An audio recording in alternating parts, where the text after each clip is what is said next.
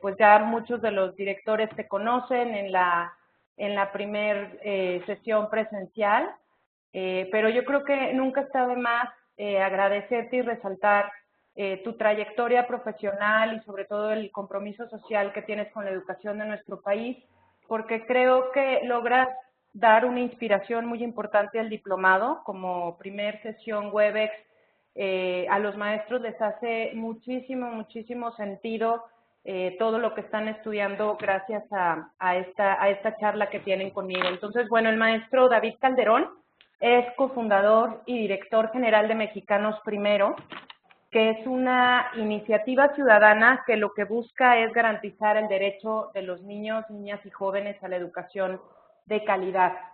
David Calderón ha sido maestro, ha trabajado en comunidades indígenas en Hidalgo, en el campamento de Colomoncagua, de refugiados en Honduras, en la prisión de Revivia en Italia y en escuelas secundarias y preparatorias en la Ciudad de México. David estudió en la UNAM Filosofía y Ciencias Sociales en Florencia, Italia.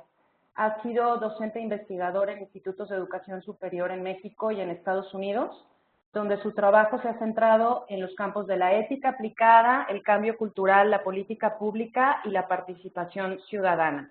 David tiene varias publicaciones, tiene una sobre el aprendizaje del inglés en México, el desarrollo de la primera infancia, la relación entre el gasto en educación en México y el derecho de los jóvenes a aprender, y algunos estudios comparados también para promover la educación inclusiva. Muchos de estos estudios que forman parte de Mexicanos Primero los pueden ustedes revisar, los archivos completos en la página de Mexicanos Primero, y son sumamente interesantes y además muy fáciles de leer. David ha servido como miembro de grupos variados, entre ellos el Comité Social Consultivo del Instituto Nacional de Evaluación Educativa y el Consejo Ejecutivo de la Red Latinoamericana de Organizaciones de la Sociedad Civil para la Educación, REDUCA, y el Grupo Técnico para la Iniciativa Global Educación Primero de las Naciones Unidas. Pues como siempre es un gusto tenerte con nosotros, David. Hemos preparado el espacio de la misma manera que nos sugeriste la vez pasada, un ratito de presentación, damos espacio para que algunos directores compartan sus reflexiones, después continuamos con tu presentación y abrimos nuevamente los micrófonos. Los que quieran participar tienen una manita en el menú del lado izquierdo, ahí pueden pedir la palabra y yo voy tomando nota de quienes lo están haciendo para irles dando la palabra y abriéndole los micrófonos.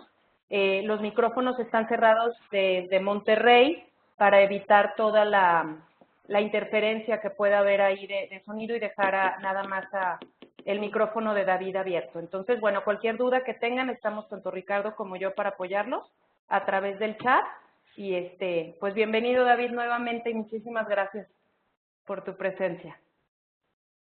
Luzma, y de nuevo muchas gracias al TEC de Monterrey y a todo el equipo por permitirnos esta colaboración, y por supuesto muchas gracias a todos los directores por estar presentes en esta sesión. Me siento por supuesto muy honrado y pues muy contento de tener estas 2 horas que esperemos sean de un aprendizaje compartido. Como saben, esta sesión es pues uno de los elementos de arranque del Diplomado Internacional de Líderes Educativos Transformadores, y vamos a abordar el tema de la escuela y el derecho a aprender. Si vamos pasando a la siguiente diapositiva, ustedes las van a poder ir viendo en su pantalla. El módulo como tal, este primer módulo con el que se arranca el diplomado, tiene 3 temas fundamentales.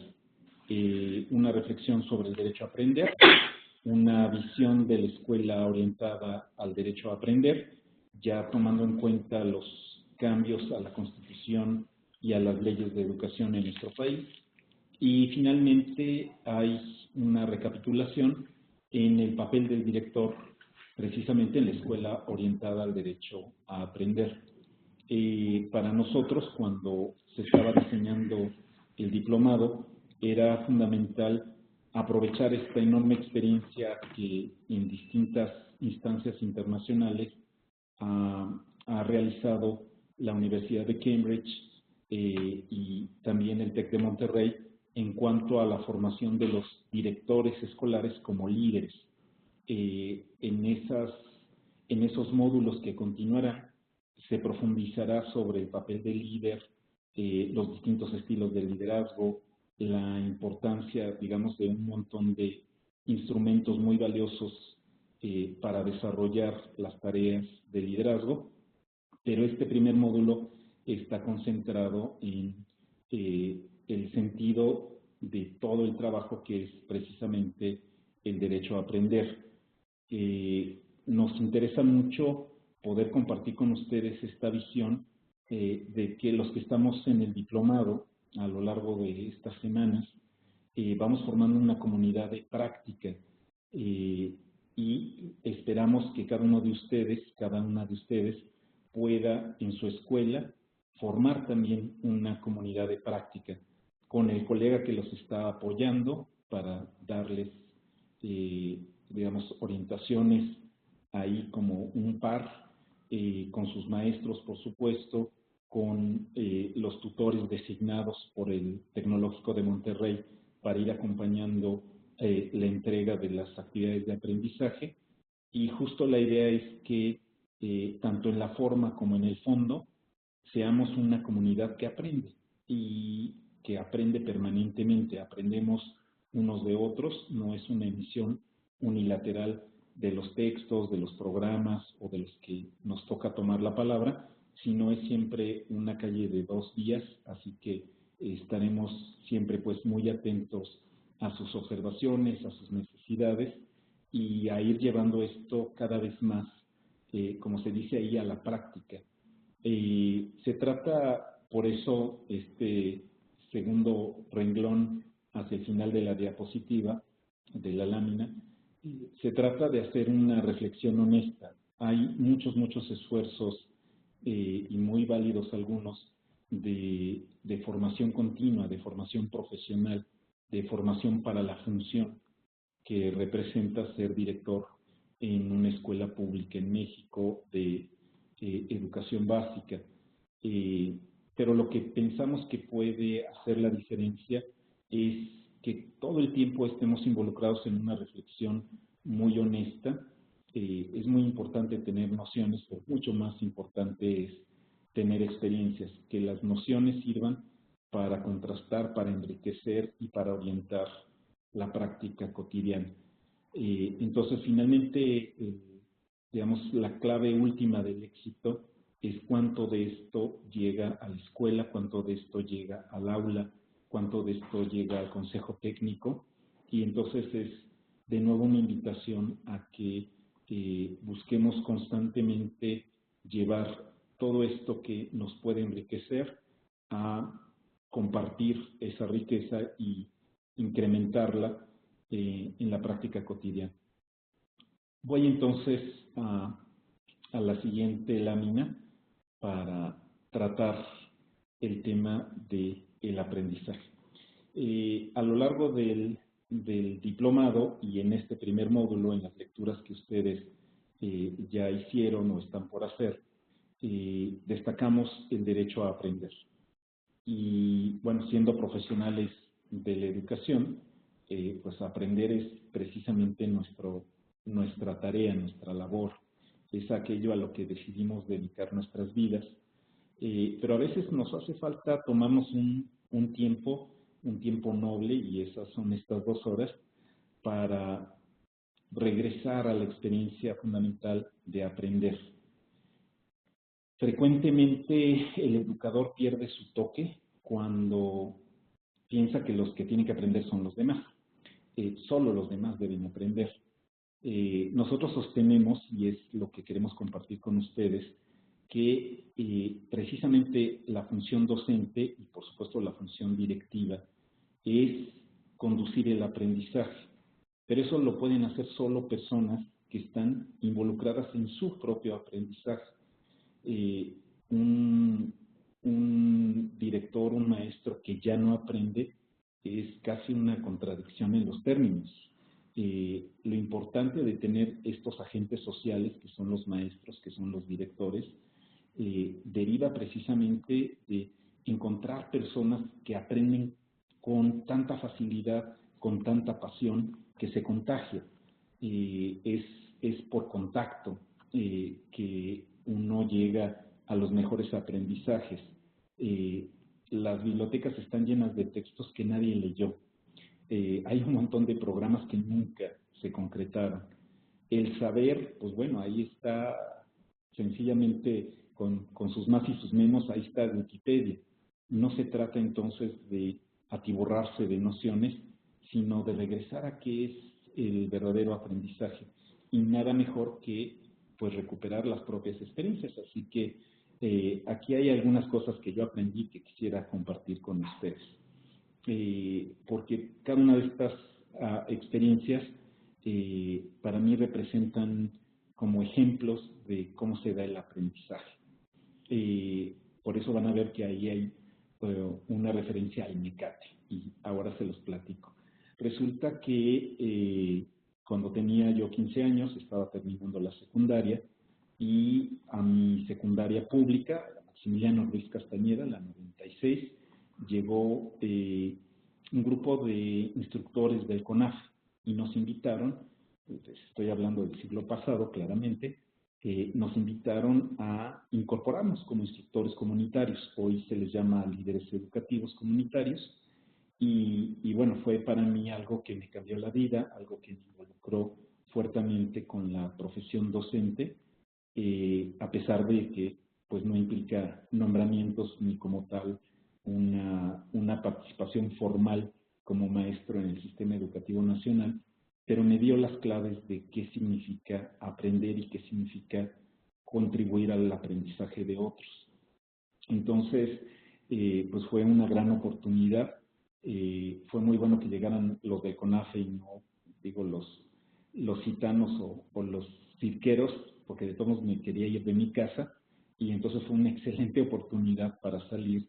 Y entonces así, pues como muchacho de 15 años, imagínense la madurez que uno tiene entonces, y bueno, pues viviendo en una familia de clase trabajadora, pero pues ciertamente con muchos privilegios, ya estaba preparado después de mis 6 semanas de curso para lanzarme a la comunidad que me correspondía. Me tocó ir a la zona que se llama Mije, en el norte de Oaxaca, y ahí me tendría que hacer cargo de un grupo pequeño, primero 8 y luego 15 chicos, que el más grande tenía 14 y la más pequeña tenía 5. Y bueno, pues me lancé a hacer el largo camino para llegar a mi comunidad. Me dijeron, te va a estar esperando una persona ahí en el último lugar hasta donde llega la carretera, y de ahí en adelante pues te conducirá a tu comunidad. La persona que me recibió, el profesor Eladio, fue el primer, en ese momento se les llamaba inspector, el primer inspector, supervisor indígena de esa zona de Oaxaca.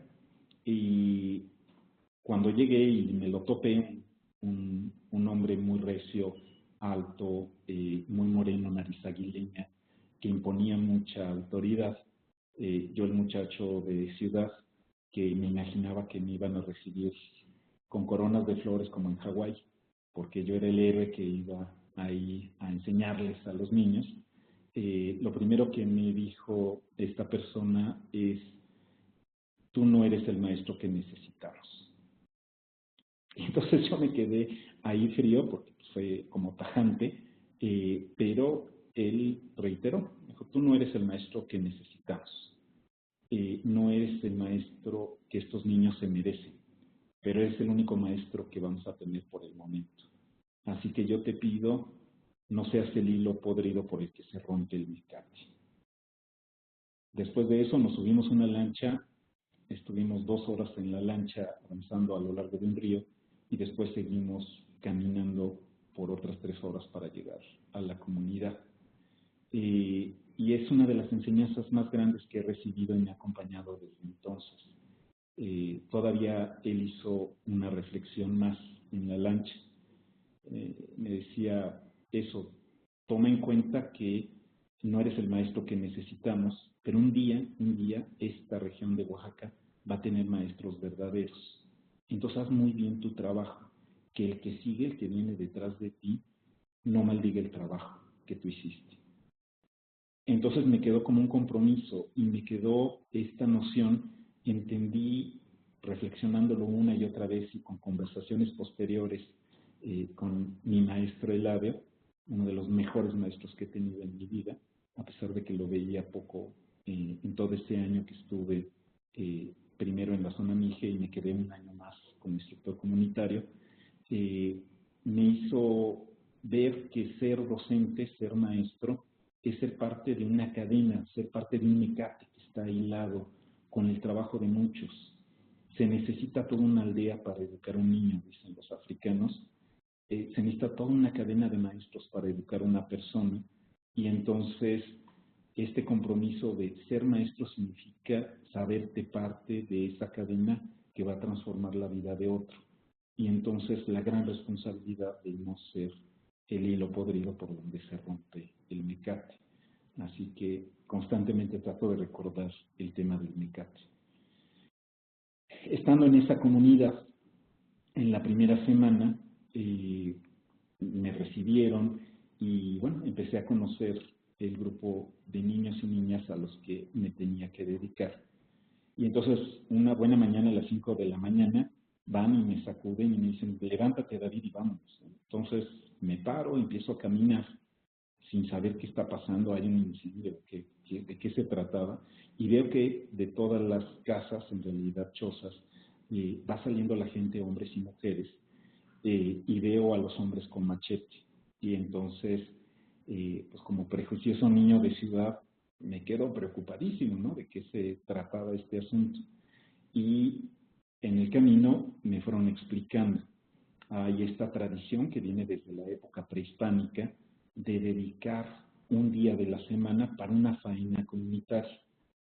En esas comunidades es tan vivo el sentido de somos responsables unos de otros, que es vital aportarle a la comunidad. Nosotros en la sociedad más urbana, pues hemos sintetizado esto en la forma, por ejemplo, de los impuestos, que es decir, bueno, pues ponemos de la riqueza personal, le ponemos a una bolsa común y de ahí se redistribuye para las tareas. En el caso de las comunidades indígenas es mucho más directo y es en muchos sentidos mucho más efectivo. Todos trabajamos para algo que no es del bien personal, sino es precisamente algo que nos involucra a todos. Entonces, junto con los hombres, a desbrozar el camino, a arreglar un puente de alambres de metal, y las mujeres a hacer las tortillas. Entonces, un trabajo que dura toda la jornada, que es muy intenso, se le llama tequio, ¿no? Don, tequio quiere decir regalo, ¿no? Es este regalo que nos hacemos unos a otros del trabajo, en donde nadie se puede excusar, en donde nadie se puede escapar, en donde todos tenemos participación en el bien común. Y me quedó como una experiencia también formativa para toda la vida. Ojalá que nuestra vida la viéramos siempre también como la necesidad de hacer tequio, de donarnos unos a otros, el trabajo, el esfuerzo, la compañía. Era, como digo, un trabajo muy intenso y al mismo tiempo era como un día de fiesta, ¿no? Era estar todos juntos, vivir la comunidad muy tangible. Y bueno, esta experiencia me impactó mucho, la conservé a lo largo de todos estos años. Hoy en el libro de sexto grado de formación cívica y ética que se usa en nuestras escuelas, en el libro de texto gratuito, hay un pequeño textito con mi experiencia, porque a la hora que nos propusieron hacer colaboraciones para los libros de texto gratuito, esta me pareció fundamental, poder compartir la experiencia de cómo en México siempre necesitaremos regresar a nuestros orígenes y recordar la importancia de este valor de lo comunitario. Seguí entonces después en mis estudios, después de 2 años, y muy pronto sentí como esta atracción por la docencia. Entonces empecé a escribir en una revista muy pequeñita, y entonces alguien me propuso, oye, hazte cargo del taller de periodismo en secundaria. Tenía entonces 18 años y estos jóvenes de secundaria pues estaban en los 15, 16, era el grupo de tercero, y entonces me hice cargo del taller de periodismo y un poco después la titular de español se embarazó y pidió entonces su licencia y me quedé temporalmente con todos los grupos de secundaria y lo mismo el año siguiente. Y entonces, sin habérmelo propuesto tan inmediatamente, pues de nuevo quedé al frente de la responsabilidad por el aprendizaje de jóvenes que eran pues 2 o 3 años menores que yo. Por eso me dejé la barba, porque si no, no me hacían caso. Y en esas experiencias de esos primeros años frente al aula, yo creo que todos ustedes lo habrán vivido con distintos grados pues, de intensidad, pero hay siempre una anticipación, una preocupación de dirigirse a un grupo, porque finalmente es un diálogo y es un diálogo en el que uno debe sentir esta enorme responsabilidad y al mismo tiempo se sabe que no puede haber una distancia. El asunto es que llego a este salón que me corresponde, mis compañeros maestros me dijeron una cosa que no me gustó porque me dijeron, te tocó la salida a Puebla. No sé si ustedes conocen la Ciudad de México, pero hacia la salida a Puebla está el gran tiradero de basura de la ciudad. Entonces, lo que implicaban con esa expresión tan ofensiva era, ahí está toda la basura de la ciudad. Y claro, en ese grupo, como era la práctica entonces y a veces lamentablemente sigue siendo, los chicos más inquietos, los chicos con extraedad, estaban todos agrupados en un salón y bueno, ese era el salón del que ahora me convertí en flamante profesor de español. Abro la puerta y lo primero que me recibe es una bola de papel en la frente y pues todo el mundo se bota de la risa y claro, todo el mundo pone cara de yo no fui, y me doy cuenta que el salón está lleno de papeles porque acaban de jugar una guerrita de papeles, pero también hay basura, vasos de plástico, está aquello hecho un chiquero y bueno, de repente se hace el silencio y me doy cuenta que por cómo lo miran los demás y por cómo acaba de esconder el brazo tras la espalda, el chico que lanzó la pelota de papel, pues me mira un poco preocupado. Y entonces yo le digo, oiga, por favor, vaya usted por una escoba acá afuera para que limpiemos esto porque no podemos estar aquí. Entonces apenas sale el chico por la puerta, o mejor, apenas se levanta, sus compañeros le empiezan a decir por lo bajo, miau, miau, miau, ¿no? Obviamente con la implicación de que lo estaba tomando, perdón la expresión, de gato, ¿no? Que quiere decir, las actividades más de servicio se ven como precisamente ofensivas. Entonces regresa el chico, yo no dije nada más, y llega con la escoba, y entonces tomo yo la escoba y me pongo a barrer. Y me dice, después de la sorpresa de mis primeras 3 barridas en el piso, me dice, oiga, no es que usted es el maestro. Le digo, sí, y usted es el alumno, siéntese por favor y permítame barrer. Y entonces barrí todo el salón, les pedí que se levantaran los que estaban en la orilla, barrí todo el salón y les dije, ven, no nos quita nada hacer esto, lo podemos hacer de la edad que tengamos, lo que no podemos aceptar es que esta basura, esta dejadez, la consideremos normal. Nos merecemos un lugar más limpio y todos tenemos que contribuir. Y fue ese, digamos, sencillo episodio el que me ganó en principio la confianza con estos chicos y de ellos aprendí cosas maravillosas. Y me di cuenta que pues fácilmente juzgamos con ligereza y con injusticia a los chicos más inquietos porque tienen mucho, mucho que enseñarnos y no admiten tampoco el que uno no sea tan honesto como debe serlo. Así que, pues mis inicios en la vida docente estuvieron muy tocados de esa experiencia.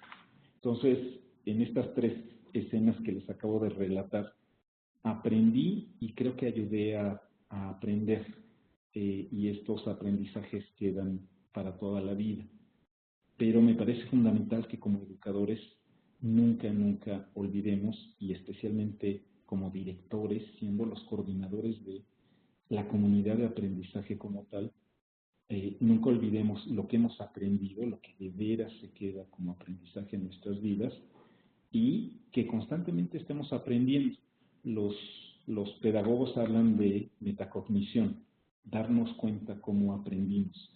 Eso es tan fundamental, aprender a aprender es tan vital que te permite seguir aprendiendo. Entonces, un ejercicio que les propongo y que se les propuso en las actividades del diplomado es: ten conciencia de qué estás aprendiendo, de qué acabas de aprender. Dime algo valioso que aprendiste esta semana, y todos podríamos y deberíamos, ni modo que uno no aprenda algo en una semana, y algo valioso, novedoso, insólito, y entonces si no nuestra vida está demasiado plana y es complicado que seamos educadores si no estamos aprendiendo todo el tiempo. Entonces les quiero compartir brevemente, y ya con eso me voy a callar, lo que aprendí esta semana. Una de las cosas que aprendí esta semana: tuve la oportunidad ayer de estar en un congreso sobre movilidad social. Y de lo que hablan estos especialistas es que está muy bien el tema de combate a la pobreza, pero lo importante no es solo que la gente no se muera de hambre, o no sea pobre, o alcance un nivel mínimo de ingreso, sino lo importante es si hay de veras movilidad. Es decir, si podemos garantizar que la siguiente generación llega más adelante que lo que lograron sus padres. Y eso no tiene una medida solo económica, también económica. Tiene que ver con la escolaridad, tiene que ver con las oportunidades, tiene que ver con la calidad de vida, tiene que ver con la salud, con la participación. Y entonces el tema de la movilidad es vital, es como tratar de ser más finos en si estamos desarrollándonos como sociedad.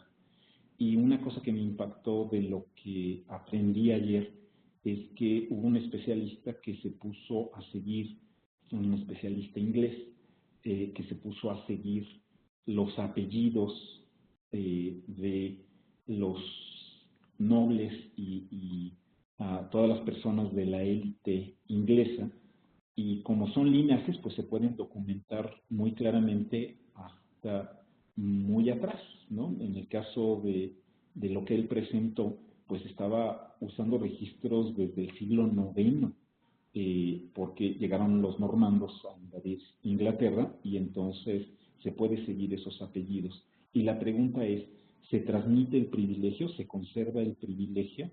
¿La gente tiene más o menos el mismo nivel a lo largo de varias generaciones? Y lo que descubría y nos revelaba este experto es que efectivamente era así, que de todos aquellos originadores, digamos, de la nobleza inglesa, prácticamente solo el 3% de todo ese grupo había perdido un poco del nivel original de privilegio que habían tenido sus ancestros. Y en cambio lo que se veía es que otras personas habían alcanzado ese mismo nivel. Todavía no lo suficiente, pero decir, ok, el avance social es que el privilegio deja de serlo cuando empieza a ser más la vida compartida de todos nosotros.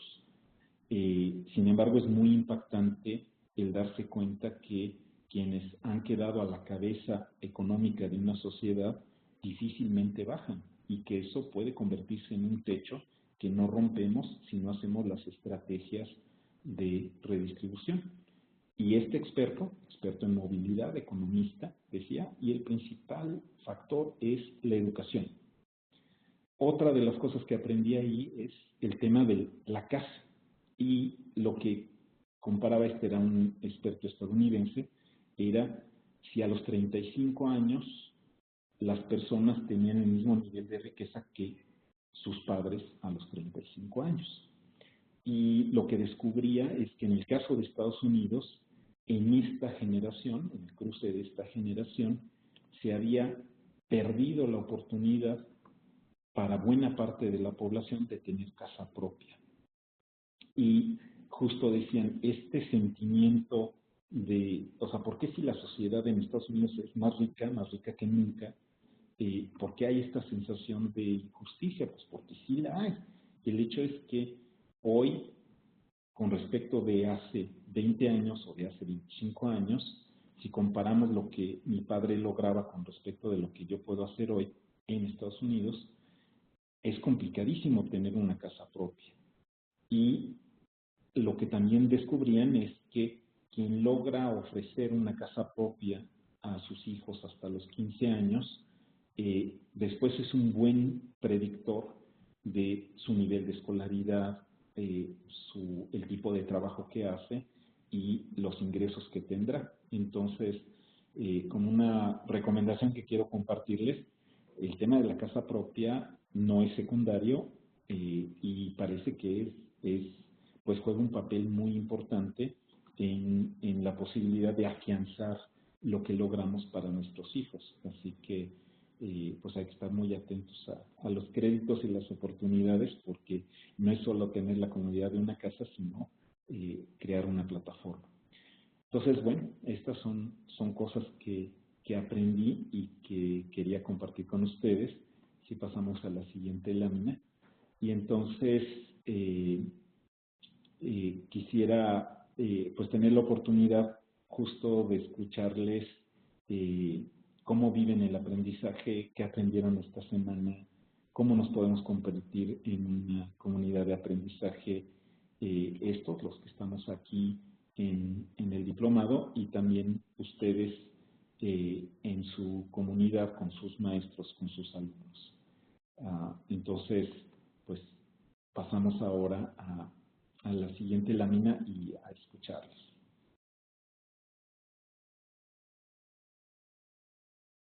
Aquí me estoy saltando una lámina, pero ahora regreso a ella. Entonces, abrimos los micrófonos, David. Tenemos 2 participantes.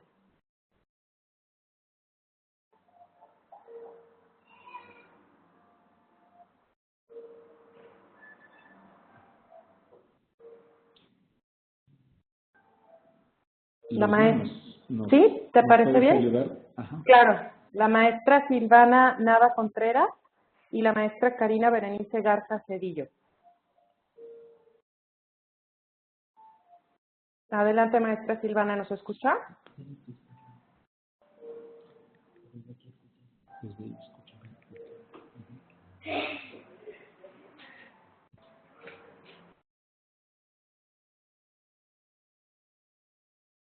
Parece que no nos escucha la maestra Silvana. La maestra Karina Garza.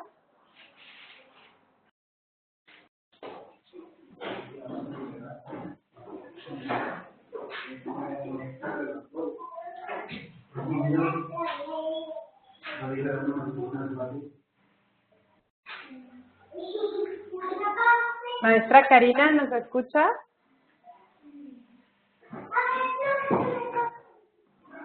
Bueno, parece que ahí tienes algunos niños echándote porras.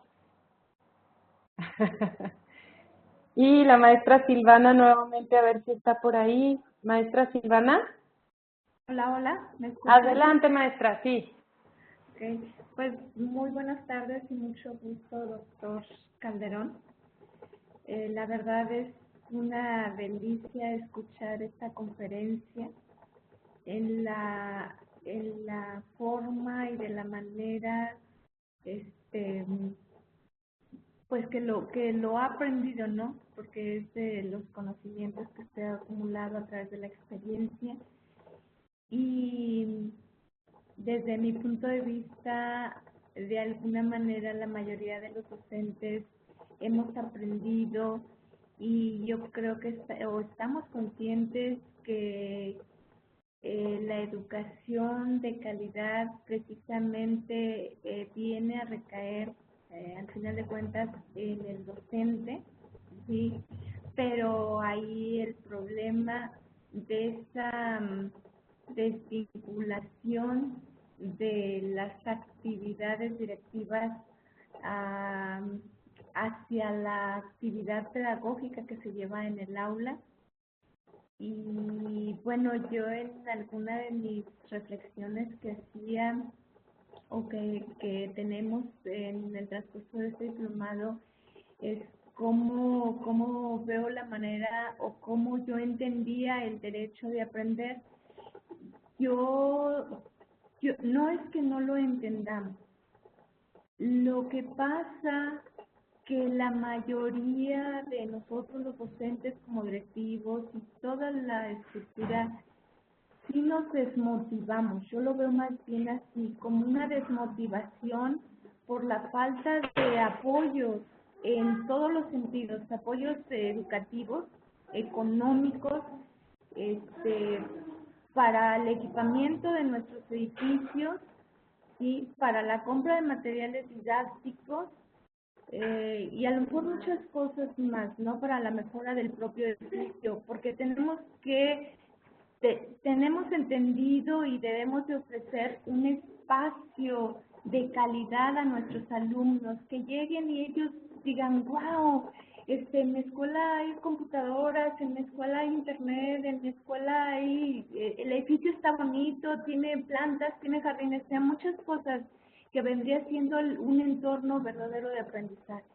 Y yo más bien estoy convencida que es esa gran desmotivación, porque solicitamos, gestionamos como directores ante nuestras autoridades educativas y la verdad no encontramos respuestas, no hay recursos, los programas no tienen los recursos suficientes para decirnos, aquí está el apoyo que realmente necesita su centro educativo. Y más bien yo lo veo como desmotivación. Eso nos va decayendo el ánimo, la verdad, porque le buscas aquí, le buscas allá, y la verdad pues no encuentra uno respuesta y no encuentra uno apoyo. Y hay muchas cosas por hacer, es cierto que hay muchas cosas por hacer. Y yo siempre me he preguntado, y desde mi función como director, yo tengo 2 años de experiencia en esta función, y me pregunto, ¿qué puedo hacer? ¿Cómo puedo estar seguro que mis alumnos están adquiriendo esos aprendizajes significativos? ¿Cómo puedo estar yo segura que mi personal docente está realmente impregnando esos cerebros de los alumnos de conocimientos nuevos que les ayuden a la vida diaria? Esa es mi participación. Muchas gracias, maestra Karina. Por supuesto, lo que nos dice es muy valioso, es muy real. Hay en nuestro país esta discrepancia tan fuerte entre lo que está plasmado en los documentos, lo que proponen las leyes, lo que está en las planeaciones, con respecto de la situación que uno se encuentra en el aula, que uno se encuentra en el espacio escolar. No es menor el tema de la infraestructura, porque decía una persona, el encargado precisamente de las instalaciones escolares en el Reino Unido, decía, la escuela es como un texto de tercera dimensión, porque a pesar de que tu casa, tu barrio puedan tener muchas limitaciones, la escuela tiene que ser un faro, tiene que ser un foco de atracción, y no tiene que ser el reflejo de las limitaciones del ambiente, sino tiene que ser la expresión del proyecto de la comunidad. Cuando tú llegas a la escuela como niño, como niña, te dice las paredes, te dice el piso, te dice lo que te rodea, te dice qué esperamos de ti. Y entonces, si de repente nuestras escuelitas parecen bodegas, o peor son, ¿no?, escuelas de palitos, como les dicen en Michoacán, les estamos diciendo a los niños, nos importas poco o esperamos poco de ti. Y eso, por supuesto, que duele, por supuesto que ofende, y más en nuestro país, porque si la escuela es precisamente el mecanismo de equidad social, no puede estar ella misma desprotegida y convirtiéndose en un factor que asegura esa diferencia.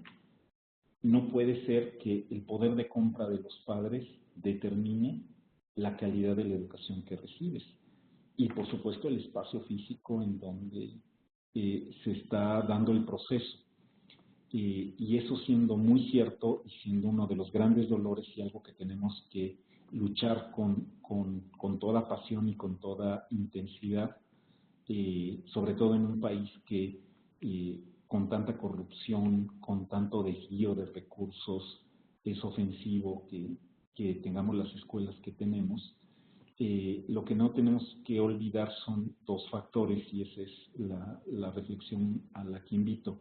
Una, que precisamente no nos tenemos que dejar vencer por las condiciones del entorno. Y como digo, pues es fácil decirlo si uno está en una situación más cómoda, pero es muy importante saber que un gran espectáculo como es aprender no solo depende del escenario, depende de los actores, un gran concierto tiene que ver con la partitura y el talento de los músicos, y a veces tiene que ver con el teatro, ¿no? Lo que nos ocurre es que podemos cambiar la infraestructura, tener un teatro hermosísimo, y de todos modos la pieza sale horrible porque los músicos no están coordinados, porque no se hizo todo lo que había que hacer en términos de el esfuerzo de cada uno. Entonces, sabiendo que es una condición, pero no es una condición determinante, pues incluso en esos espacios tan limitados, y lo hemos visto, ¿no? La gran mayoría de nosotros venimos de escuelas poco dotadas, poco adecuadas para nuestro trabajo, y también este papel del director como gestor de apoyos tiene que estar acompañado por la sociedad civil, tiene que estar acompañado por una responsabilidad de las autoridades, tiene que estar acompañado también por el trabajo de los padres de familia, pero de nuevo, cómo nos mantenemos en el ánimo es algo que a veces, compartiendo las dificultades, uno recupera el sentido, ¿no? Somos hermanos y hermanas en la dificultad. Nadie puede decir, ya mi escuela está perfecta. Siempre nos va a faltar algo, siempre hay algo que necesitamos. La gran pregunta es esto: ¿qué puedo hacer yo? Y que se debe traducir en qué podemos hacer.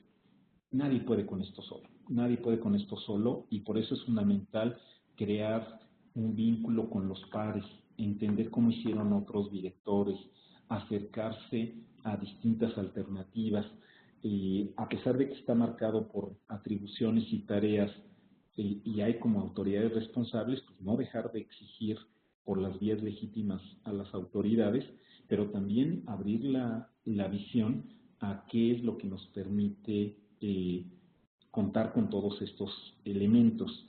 Lo importante es eso, ¿no? Poderle transmitir, contagiar a nuestros maestros y a nuestros alumnos que uno no elige el punto de partida, pero sí elige si se quiere dejar vencer o va más adelante, ¿no? Entonces, a veces es una compensación que uno dijera casi injusta, ¿no?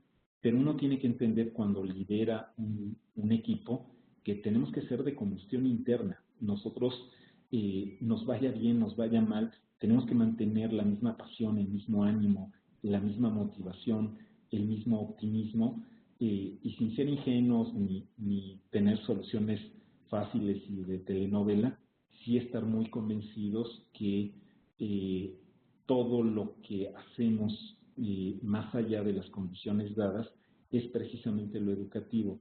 Y ahora me voy a referir un poco más a las distintas defensas del derecho a aprender, pero bueno, le aprecio mucho el comentario, la franqueza, esto que nos comparte y bueno, por supuesto nos renuevan la responsabilidad de cada uno hacer nuestra parte, de ser muy exigentes con las autoridades y de buscar estos caminos alternativos de los que platicaré un poco más adelante para exigir el cumplimiento pleno del derecho a aprender. Muchas gracias. Muchas gracias, David. Pues tenemos ya como 20 maestros que quieren participar, entonces tú me dices si quieres que juntemos las participaciones y después las comentas todas y les damos espacio a 4 más, 3 más. ¿Cómo ves el tiempo? ¿Te parece bien? Sí, me parece bien, Luzma. Si hacemos okay. 3 más y ya me sigo. 3 más. La maestra Blanca Saraí Elizondo. Adelante, maestra. Sí, la escuchamos muy bien. Bueno, ¿qué tal? Buenas tardes, maestro David Calderón. Está muy interesante el tema que estamos abordando el día de hoy. Y como usted lo comentaba, siempre hay algo nuevo que aprender, ¿verdad? Esta semana tuve la oportunidad de aprender algo de mi equipo de trabajo. Una de mis educadoras faltó a clases y me metí a su grupo. Había estado observándola y había estado llevándole el seguimiento. Y mientras estaba ella frente al grupo, pues detectaba yo ciertos aspectos del aprendizaje de los niños. Y ahora que tuve la oportunidad de quedarme sola con su grupo, pues detecté algunas carencias en cuanto al aprendizaje de ellos. Entonces dije, bueno, tengo que poner más atención en la manera en que están llevando las competencias a que las hagan vida a los niños. Y retomando los temas que hemos estado abordando en este diplomado sobre el derecho de aprender verdaderamente de calidad, que sean competencias que les sirvan para su vida diaria, aunque son niños de preescolar, pues aún así tenemos que estar al pendiente que realmente lo que aprendan les sirva, ¿no? para su vida. Y bueno, una de las propuestas que yo me hacía con respecto a esto es darle seguimiento a los profesores, porque aunque son jovencitas, son chicas que recién salieron y que están que adquirieron su plaza y son idóneas, pues aún así a ellas les falta la experiencia, y a las que ya tienen sus añitos de ser educadoras les falta la innovación. Entonces, uno de los retos que yo me proponía es el seguirlas capacitando para que la voz de la experiencia nutra a las chicas nuevas y que la voz de la innovación de las nuevas chicas contagie a las que ya tienen sus añitos de estar en servicio. Es algo de lo que yo pude crecer en esta semana. Y también otra cosa como líder educativo, pues estar bien al pendiente del proceso, tanto de los docentes como de los chaparritos, de los niños, porque a veces sí nos envolvemos en lo administrativo y dejamos de lado esa parte, y a mí sí me ha hecho mucho ruido, me ha movido mucho la conciencia todas estas lecturas. De verdad estaremos haciendo que los niños tengan un derecho real de educación. Se les está haciendo válido su derecho de aprender. Bueno, pues esa sería mi aportación para que los demás puedan participar. Gracias por escucharme. Maestra Blanca, el maestro Luis Fernando García. Adelante, maestro.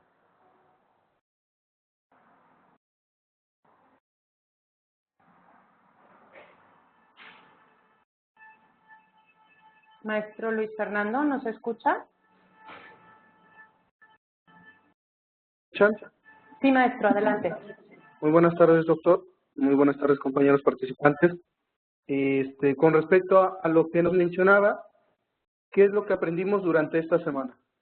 El día de ayer tuvimos una reunión, un curso de información, de capacitación, con el compromiso del Sindicato Nacional de Trabajadores en la sección 32.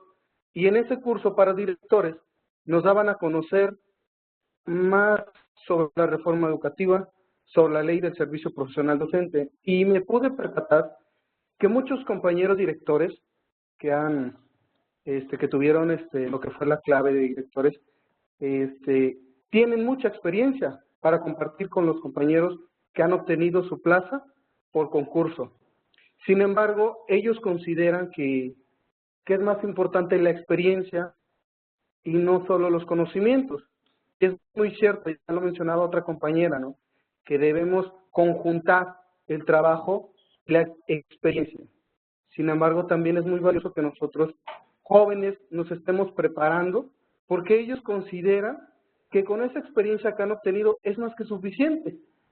Y nos damos cuenta en la realidad que no es así, que es muy importante seguirnos preparando, seguir innovando, como mencionaba la vez anterior, para poder crecer, para poder apoyar, porque no basta con ser el eje, la cabeza de un equipo.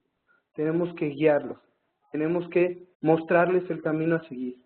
Ahora, algo muy importante que me queda a mí de experiencia eso, es que debemos tener apertura, debemos ser profesionistas y aceptar las críticas que se nos hagan con respecto al trabajo, porque los compañeros de nuevo ingreso van con esa apertura de aprender. Creo que están como unas esponjas que también pueden contribuir. Y podemos hacer válido el derecho a aprender siempre y cuando conozcamos cuáles son nuestras funciones y responsabilidades para darle cumplimiento a la calidad de la educación. Eso me quedó más que claro el día de ayer. Y ahora brevemente una experiencia que he tenido también fue que trabajé en un lugar donde rayaban hule. Y al rayar la corteza, los chicos me decían, hay que ser pacientes. Hay que ser pacientes porque después de rayar esa corteza, se llena el cono gota a gota. Y entonces eso me dejó a mí de experiencia que eso es la educación, que nosotros vamos abonando, vamos poniendo un granito de arena en ese alumno y vamos compartiéndole esa experiencia, ese amor, para que en un futuro se llene de ese cúmulo de conocimientos. Y creo que podemos ser parte de ello. Te agradezco y pues bueno, espero que nos siga compartiendo un poco más sobre todos estos temas de análisis y reflexión. Muchas gracias. Y por último, la maestra Nancy Guadalupe Lugo, para cerrar esta primera ronda de participaciones. ¿Nos escucha, maestra Nancy?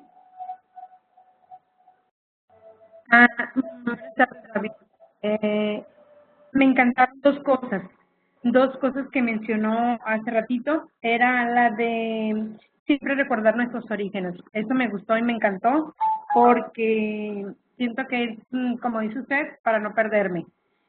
Otra cosa que me gustó cuando usted estaba hablando hace ratito es anticipar y preocuparme. Siento una gran responsabilidad de mi trabajo como directora, que eso es lo primero que hago, preocuparme y ahora que sí, ocuparme. Algo también que me gustó de lo que usted comentaba hace ratito es darnos la oportunidad de apoyarnos unos a otros. ¿Sí? Que me gustó también para compartirlo con mi colectivo ahora en el CTE que voy a tener la próxima semana, el día 27. Y del tema en relación para aprender, mi preocupación es que el docente reflexione sobre, como dice el tema, qué es lo que el niño va a aprender en relación a sus intereses, a sus necesidades, y yo como directivo ver cómo le voy a hacer para que el docente reflexione, analice por iniciativa, para que él mismo se dé cuenta de hacia dónde vamos y qué es lo que queremos lograr. Esa es mi participación. Gracias. Adelante, David. Pues bueno, solo reaccionando brevemente a lo que nos dijeron los maestros, la maestra Blanca Saray marcó muy bien la situación que vamos a tener cada vez más frecuentemente en nuestras escuelas. Es decir, esta convivencia entre aquellos que ya llevan más tiempo en el servicio y los que recibieron su nombramiento a partir del concurso. Y cómo justamente siempre ha sido así. Uno aprende a ser maestro siéndolo, y no hay manera de ser maestro en términos netamente individuales. Siempre estamos recuperando una tradición, somos una cadena que nos damos la mano en el tiempo. Por eso a veces hay una cierta injusticia ustedes lo saben, en la cultura escolar de nuestro país, todos los certámenes, todos los concursos, pues destacan la labor de un chico de una banda de guerra, de un coro, no sé, de alguien en oratoria, y bueno, su maestro, su maestra. Y claro, es muy notable cómo en ese vínculo entre el educador y el alumno se logran muchas cosas, despliegan los talentos, despegan en sus visiones del mundo, pero en donde digo que hay una cierta injusticia es en saber que eso no se logra en un año.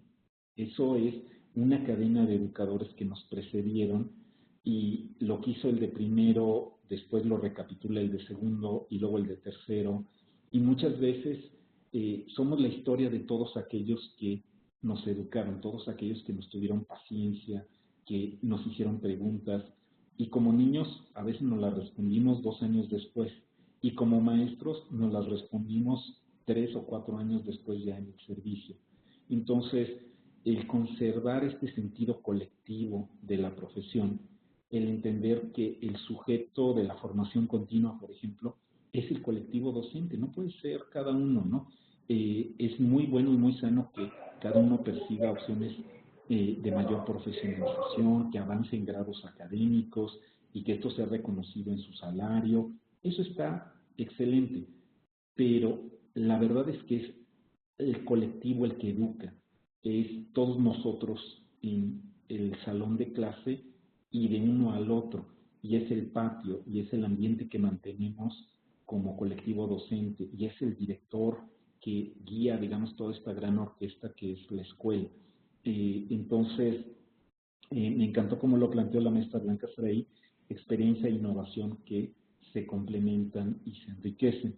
El maestro Luis Fernando también lo destacó, como ciertamente, y hay que entenderlo, ¿no? Los profesores que llevan en la función directiva muchos años, recordemos que bueno, era casi el final de una carrera antes llegar a director de la escuela, y eso tenía pues las ventajas de un reconocimiento a toda una vida dedicada a la docencia, y tenía a veces la dificultad, y lo hemos visto en algunas experiencias, de que llegabas a la dirección y es, a ver, yo ya hice mi servicio militar y ahora les toca a ustedes jóvenes, y no me traigan problemas, traigan soluciones, y yo ya llegué aquí, este es un punto de llegada, es el final de mi carrera.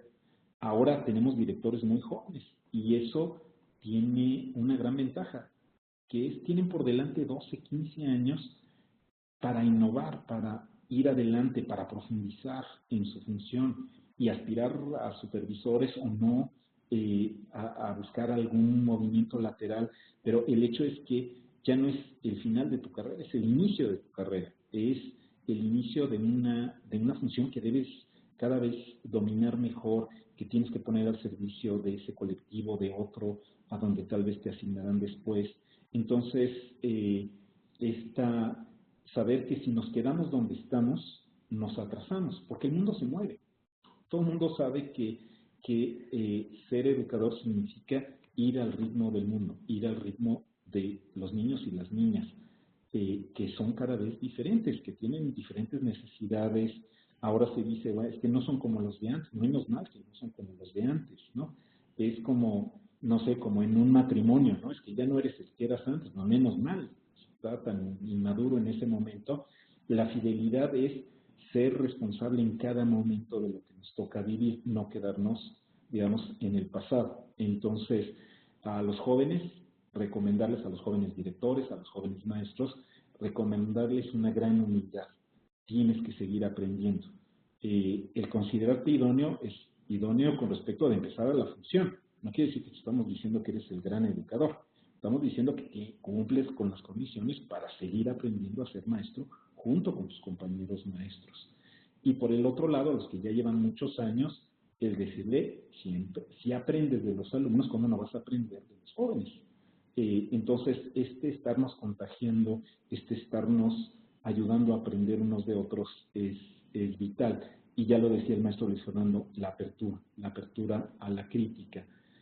Acostumbrarnos, venimos de una cultura que ha sido muy vertical, muy autoritaria, y queremos que la autoridad escuche y queremos que haya más participación democrática, pero ¿cómo una sociedad se va a hacer democrática si en la escuela nadie escucha a nadie o si no se puede hacer una crítica válida? Por supuesto hay que hacerla en el momento justo, con la persona que corresponde, pero tenemos que tener esta apertura y especialmente el liderazgo es saber incorporar las inquietudes, y muchas veces las inquietudes vienen en forma de dolor, de darse cuenta de cosas que no funcionan, y entonces tener la apertura, saber que no estoy insultando a nadie con decir, oye, nos falta esto, esto no está resultando, es fundamental, porque si no vamos a esconder los problemas y vamos a simular las soluciones. Solo si enfrentamos las cosas honestamente las vamos a resolver. Decía la maestra Nancy Guadalupe, es muy importante que el docente reflexione sobre los intereses y las necesidades, y ahí le vamos a entrar ahora al tema de nuevo del aprendizaje. Entender que a veces desconcierta mucho cuando alguien dice es que hay que hacer interesante el aprendizaje. Pues es que el aprendizaje siempre es interesante. ¿Cómo motivas a un niño de año y medio a que aprenda? No, pues no lo motivas, nada más no le estorbes. Está todo el tiempo mirando y tocando y probando, demandando atención. A veces es la escuela la que nos pavimentó, nos quitó la oportunidad de seguir inquietos por aprender. No puede ser desordenado, pero no puede ser todo planificado, no puede ser todo cuadriculado. Tenemos que entrar por los intereses de nuestros alumnos y cumplir con sus necesidades, ambas cosas, y no están tan separadas unas de otras. Si tú le dices al chico, a la chica, ¿qué te gustaría aprender? Sus respuestas son sorprendentes, ¿no? Uno se imagina de repente que va a hacer cualquier tontería de las caricaturas o de... No puedes minimizar que le interesa a una persona. Todos aprendemos por lo que nos llama la atención, no por lo que no nos llama la atención. Será, si no queremos que sea el premio o el castigo, que no sea la calificación, que no sea todo aquello que, digamos, rompe el pacto pedagógico, si no es la amenaza, si no es la presión, sino va a ser auténticamente el desarrollo de la persona lo que nos guíe, entonces no hay manera de no aprender algo que sea interesante. Todo lo que aprendemos es interesante, si de veras lo aprendemos. Si lo repasamos o lo dictamos o lo berreamos a coro, no necesariamente estamos aprendiendo. Entonces, ¿cómo se conjuga lo que queremos aprender con lo que necesitamos aprender? Es algo natural en el ser humano y la escuela tiene que continuarlo de forma propositiva, de forma enriquecida, pero no puede olvidar ese punto fundamental que es, tenemos que, como decía un gran maestro, tenemos que entrar por lo de ellos para salirnos con lo nuestro. Siempre que ponemos un ejemplo, siempre que entramos, partimos de la vida cotidiana, tienes que partir de lo local, de lo actual, de lo presente, para luego hablar de lo que es abstracto, de lo que es general, de lo que será para el futuro, pero nadie aprende con lo que es ajeno y abstracto. Siempre aprendes con lo que es cercano y propio. Si es adecuado, es apropiar. Te apropias de lo que es adecuado. Entonces, la gran tarea del educador es cómo llevamos lo adecuado a nuestros niños, a nuestros maestros. Me voy a, entonces, si me lo permiten, me regreso a lo que quería exponer en esta lámina sobre aprender, y con eso redondeamos esta parte. ¿Qué es aprender? Hay muchísimas definiciones ahora también de las neurociencias que son muy valiosas, pero dicho muy brevemente, y en eso podemos recurrir hasta Aristóteles, el siglo III antes de nuestra era, aprender es hacer interno lo externo, hacer propio lo otro. Me voy apropiando del mundo cuando voy aprendiendo. Lo que me era ajeno ahora me es propio. Yo no sabía, me gustan las flores, pero cuando aprendo de las flores, cuando entiendo qué pasa con las flores, entonces empiezan a ser más mías. Ya no solo es parte del paisaje, empieza a ser parte de mi vida.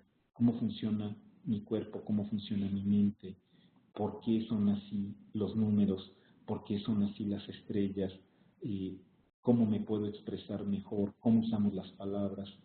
Es también hacerme presente en el mundo. Si nuestros alumnos, y por lo tanto nuestros maestros antes que nuestros alumnos, no sienten que están aprendiendo, es muy preocupante, ¿no? Ya lo decía la maestra Blanca Saraí, hay que ver que no solo es como la perfección de las nociones, es que estén involucrados en el aprendizaje. Todo aprendizaje verdadero es intrigante, es retador y es gozoso. Esta idea de que la letra con sangre entra ha sido muy negativa, porque entra y así se sale. Todo lo que memorizamos solo para un examen se nos va a olvidar. Todo aquello que aprendimos es, cuando ya se nos olvidó lo que repetimos, lo que queda es lo que aprendimos. Entonces, ¿para qué hacemos la vuelta tan larga? Vamos haciéndola más corta, que lo que aprendamos es lo que realmente vale. En la Convención de los Derechos del Niño, como también está en las lecturas que revisamos, se marca el derecho a aprender de las personas, de los niños en concreto, porque uno no solo tiene derecho a recibir educación, por eso insistimos en el tema aprender. El derecho no es solo estar inscrito en la escuela, es el derecho a aprender también cosas que van a servir para aprender toda la vida.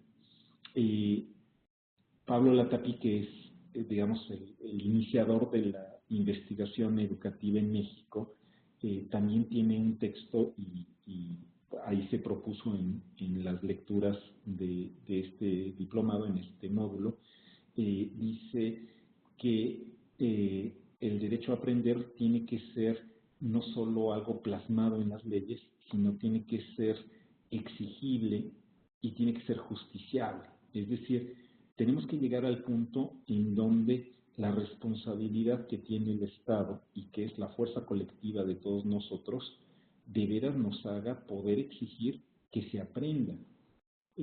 No solo que uno curse muchos grados escolares. Es falsa esa dicotomía de decir, bueno, primero cobertura y luego calidad. Es que la cobertura no vale si no hay calidad. No vale una gran cantidad de años si estos años no los aprovechaste, si no se está logrando aquello que se pretendía. El verdadero aprendizaje es autorrealización y el verdadero aprendizaje siempre nos regresa a la comunidad. Nos conviene que todo el mundo aprenda. Nunca un aprendizaje verdadero es en contra de la comunidad, siempre es a favor de ella. Se dice que se pueden aprender cosas buenas y malas, ¿no? Se pueden aprender mañas, por ejemplo. En realidad es soluciones ingeniosas a problemas no resueltos. Entonces, incluso detrás de esos chicos que se ponen retadores, de esos chicos que nos parece que están distraídos y tal vez no tienen remedio, no tienen interés, no sabemos el drama que viven en sus casas y es parte de la labor del director tener mucha conciencia de cómo son las familias de los chicos que están llegando a la escuela. Los verdaderos aprendizajes, cuando los logramos orientar hacia el lugar correcto, aquel que te parecía hablantín acaba siendo a lo mejor una persona que te va a ayudar a que sus compañeros puedan tener una explicación de parte de esa persona, está buscando una oportunidad. y el que te parece que es descuidado a lo mejor es soñador, pero ya está pensando en soluciones que si las expresa nos pueden ayudar o está cumpliendo con el objetivo que tenemos. Una cosa que quería destacar, el artículo 3º de la Constitución tuvo una incorporación en 2013 que es muy importante. Casi todos nos quedamos con el tema de que se modificó el artículo 3º y vino el servicio profesional docente. Y es cierto, pero el fundamento está en el párrafo 3º. Ahí es donde está claramente expresado el derecho a aprender. Y dice, el párrafo del artículo 3º dice que el Estado garantizará que los materiales y métodos, la organización de las escuelas, la infraestructura escolar y la idoneidad de maestros y directivos, estos 4 factores, garantizarán el máximo logro de aprendizaje de los educados. La primera vez en la historia que en el texto de la Constitución, en la norma más alta de la nación, se pone los niños tienen derecho a aprender. No solo estar inscritos en la escuela, tienen derecho a aprender. Y ese aprendizaje entonces se convierte en una garantía. Es exigible ante tribunales que uno aprende en la escuela. Uno va a la escuela a aprender, a ser mejor persona, pero en concreto es a aprender. Y entonces también me parece fundamental, y por eso está en la lámina esta expresión de no hay que leer el 3º, que es más avanzado, de 2013, desde el Acuerdo 592 de 2011. ¿Y a qué me refiero? A que a veces en las discusiones nos quedamos con la idea muy limitada de los aprendizajes a los aprendizajes esperados, como está en el plan de estudios y la articulación de la educación básica en el Acuerdo 592. Es todavía el plan de estudios vigente y probablemente cambie el año que viene, pero no es seguro. En este momento lo vigente es el Acuerdo 592. Pero si nos vamos a los aprendizajes esperados, muchas veces son muy limitados, son enunciados de cosas que tienen que ver sobre todo con nociones. Es como una visión solo cognoscitiva del aprendizaje, pero el aprendizaje también es discernimiento ético, el aprendizaje es también colaboración en equipo, el aprendizaje es también empatía con los sentimientos de los que te rodean. Entonces, el aprendizaje hay que verlo multifactorial, no es solo lo cognitivo, no es solo las nociones, no es solo el temario, el listado de los temas. Es esta visión de me hago mejor persona porque incorporo al mundo, porque me puedo expresar, porque lo otro se vuelve propio, porque yo estoy presente en el mundo. Voy a la siguiente. Decía en la Constitución, este cambio es muy importante, pero en el fondo está como recuperando una visión que tenemos. En muchos países, el Reino Unido, que constantemente lo uso de referencia, en otros países la educación siempre se vio como un privilegio y apenas en las últimas 2 generaciones, digamos, ya hay como una idea de, no, es un patrimonio de toda la sociedad, pero quedaba como en el orden natural de las cosas, los ricos aprenden, los pobres trabajan, fin, ¿no? Mientras que desde que brotó nuestra nación hay un sentido social.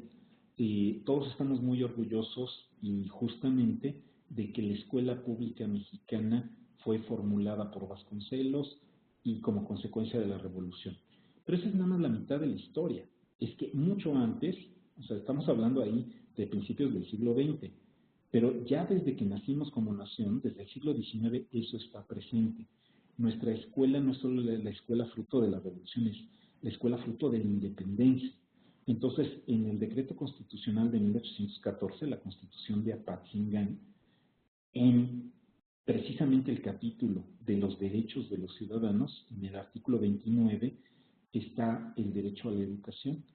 Y entonces cuando Morelos todavía estaba balaceándose con Calleja y los realistas, 2 pueblos más adelante estaban los constituyentes escribiendo casi sobre las rodillas esta primera constitución nuestra en 1814.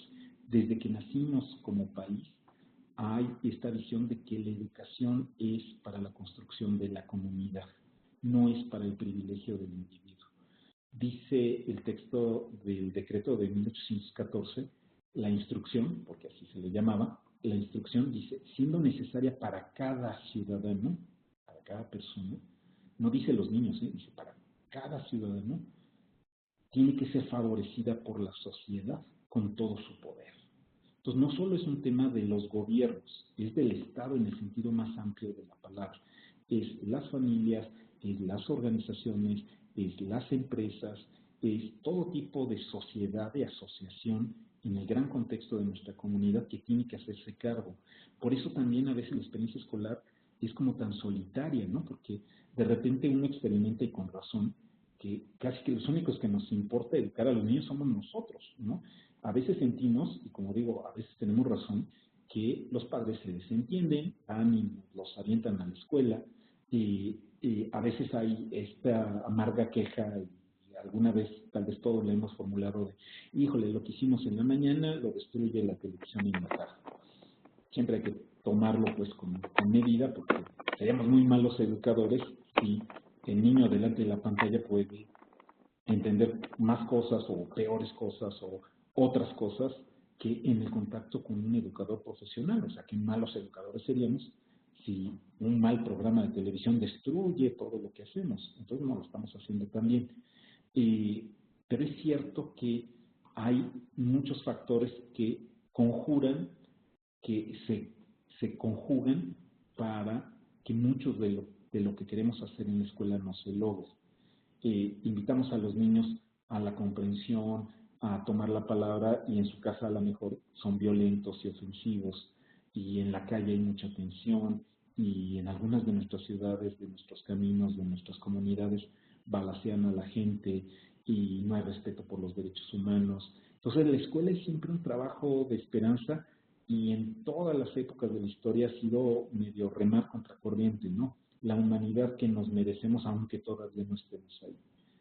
Cuando hablamos de la educación según el texto constitucional, pues nos quedamos con la expresión de la primera constitución reciente de la época moderna, del texto de 1917, y como estos tres rasgos típicos de laica, gratuita y obligatoria.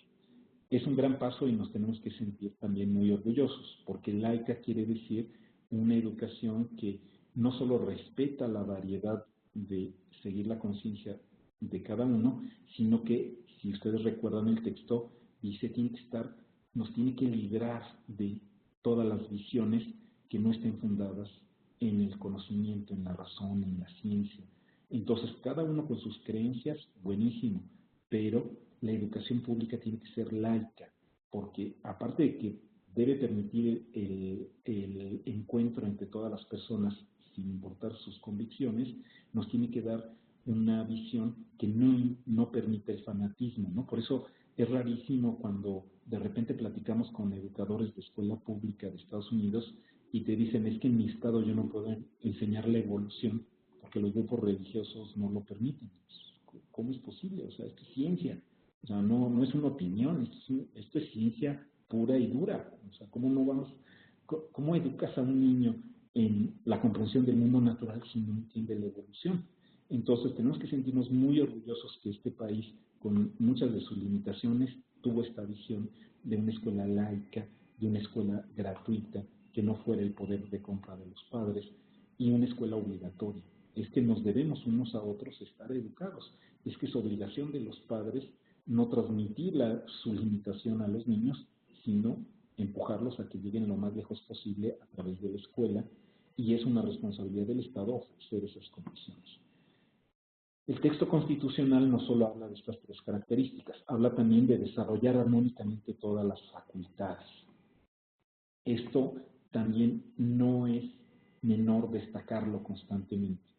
La escuela pública y el papel del director en la escuela que sirve al derecho a aprender es esta preocupación de desarrollar todas las facultades. Mi escuela no está completa si solo salimos bien en planea, en matemáticas y lengua. Es que tenemos que desarrollar armónicamente todas las facultades. Entonces, la educación física es fundamental. Todo lo que podamos construir, crear, propiciar para la sensibilidad artística es fundamental. Todo lo que tiene que ver con discernimiento ético, con compromiso social, con esta conciencia de solidaridad, es básico. Entonces, está ahí en el texto constitucional también este ideal de que aprender es servir a la comunidad, es desarrollarse, incluso dice ahí, con todos los pueblos en independencia y justicia. Hay una visión hasta de solidaridad internacional que está en el texto constitucional y que a veces no lo vemos en nuestras escuelas. Es muy importante ser mexicanos y ser orgullosos de ser mexicanos, y es muy importante ser humanos y estar orgullosos de la humanidad. Y saber que el mundo no se acaba en nuestro México, sino que se abre a todo el planeta. Y este tercer párrafo del artículo tercero, que como decíamos ahora, pues nos propone mucho más concreto dónde debe estar el derecho a aprender. ¿Cómo vamos? Ahora la pregunta a todos nosotros, ¿cómo vamos en mi escuela? ¿Qué es lo que nos hace idóneos? Mucho se ha hablado y seguiremos discutiendo, y es muy válido que así lo hagamos, si esta perspectiva de tener un examen o tener una evaluación que incluye, por ejemplo, el portafolio, si eso es lo que nos hace idóneos. Es claro que no. Eso máximo es un indicio de que somos idóneos, ¿no? O sea, mi salud no es mi certificado médico en donde dice que mis niveles de glucosa están bien en mi sangre. Eso es porque mi salud así se refleja en ese indicador. Entonces, ¿qué es lo que nos hace idóneos? El estar propiciando el aprendizaje. Recordemos el texto constitucional. Entonces, el Estado garantizará que habrá máximo logro de aprendizaje a través de la idoneidad de maestros y directivos. Entonces, no es a través de un examen que hagan alguna vez los maestros y directivos.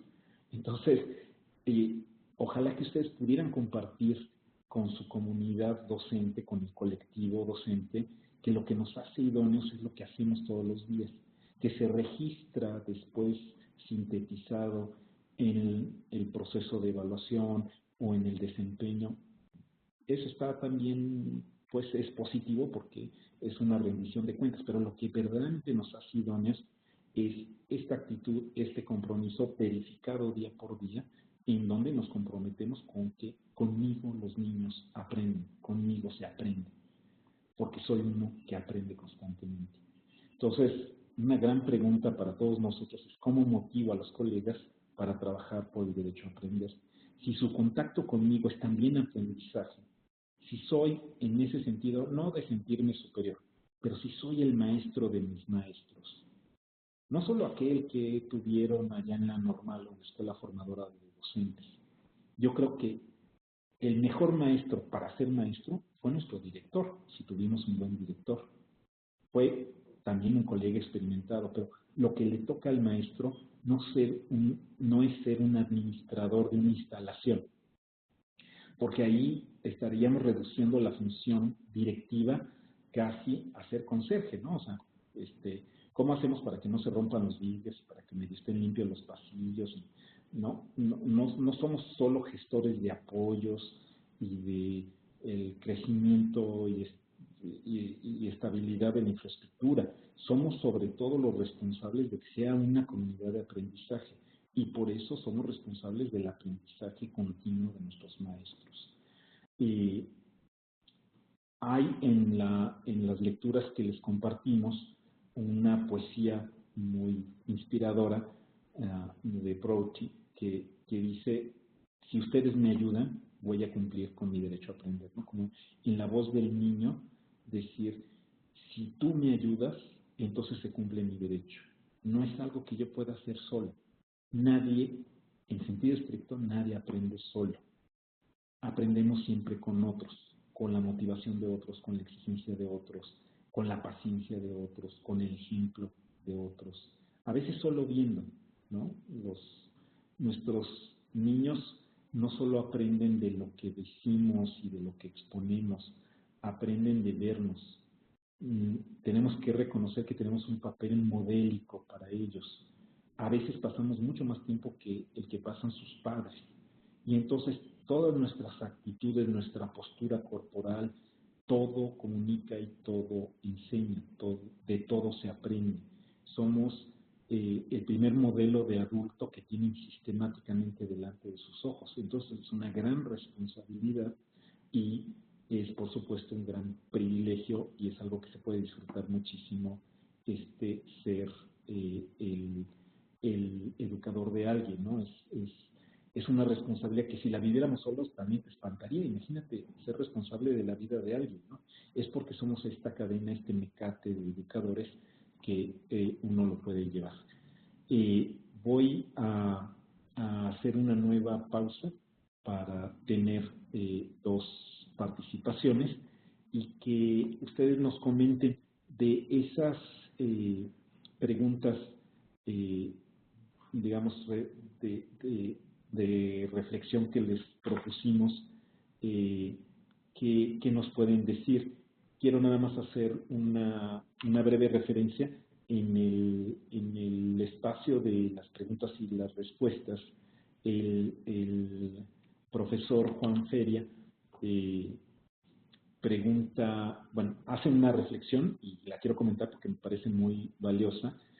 El profesor Juan Feria dice que mi derecho de aprender inicia en mi nacimiento, es inalienable, tiene toda la razón. La organización humana se ha adjudicado por conquista el derecho de dar, de enseñar. Los gobiernos utilizaron la frase: sin educación a un pueblo se le puede controlar. Y es muy cierto, ¿no? O sea, el pueblo más fácil de engañar, pues es un pueblo que no aprende. Y miren que puede tener más escolaridad, o sea, mayores informes con nuestros vecinos del norte, ¿no? Uno dice, ¿cómo fue que eligieron a esta persona, que es una grosería como se expresa, y son groserías lo que expresa, y sin embargo tienen mayor escolaridad promedio que nosotros? Entonces, es un ejemplo perfecto de cómo la acumulación de grados académicos no nos garantiza que la gente está aprendiendo. Y por el otro lado, el profesor Juan Feria, una de las cosas que vale la pena destacar de su participación por escrito es que se da cuenta que hay también un derecho de enseñar. Y tiene toda la razón, maestro, porque si todos aprendemos de todos, y entonces mi derecho a aprender, hay una obligación, por así decirlo, generalizada, de enseñar. Es decir, la vida humana es una trama también de aprender y enseñar. Entonces, usar mi libertad de expresión y usar mi libertad de conciencia me convierte en educador, me convierte en favorecedor del aprendizaje de otros. Entonces, llegará un día en que todo el mundo entienda que es maestro, que hay unas personas destacadísimas que escogimos para que sean maestros en términos formales, pero que en general todos estamos llamados a contribuir al aprendizaje de otros porque es su derecho.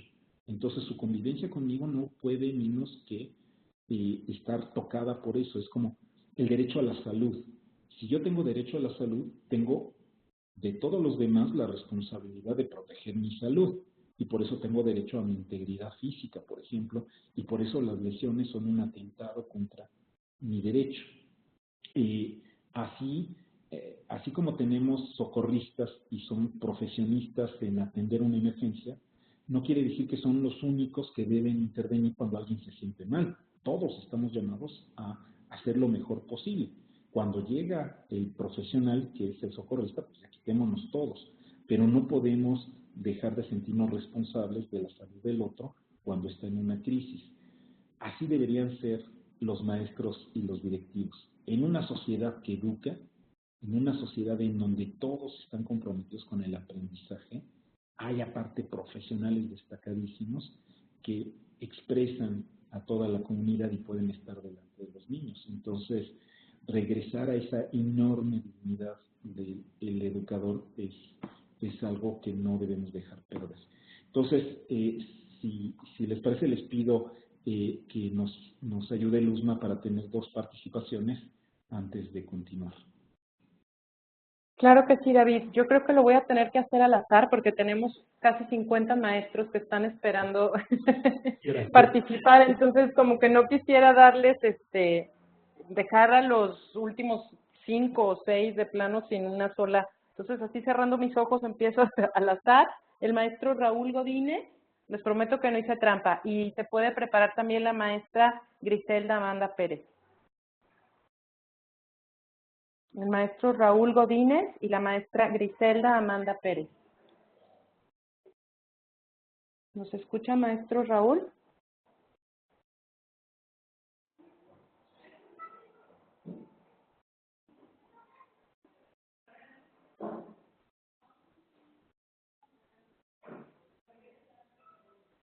Ya no está por ahí. La maestra Griselda Amanda Pérez.